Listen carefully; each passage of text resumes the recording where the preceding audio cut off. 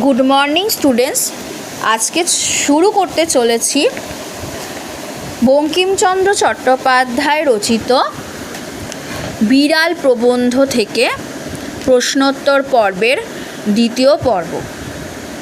দেখো, একাদশ শ্রেণীর নতুন সিলেবাসে সংযোজিত হয়েছে এই প্রবন্ধ।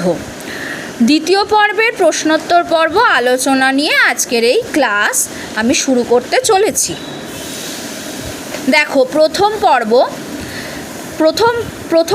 প্রথমে বলে দিই যে প্রথম পর্বের যে প্রশ্নোত্তর পর্ব সেটা তোমরা কিন্তু সার্চ করে দেখে নেবে। আমি কিন্তু তোমাদের প্রবন্ধের সম্পূর্ণ ক্লাস নিয়েছি, আর প্রশ্নোত্তর পর্বের প্রথম পর্ব নিয়েছি। আজকের ক্লাস দ্বিতীয় পর্ব। দ্বিতীয় পর্বের প্রথম প্রশ্ন দেখো, বিড়াল প্রবন্ধের কটি অংশ? বিড়াল প্রবন্ধের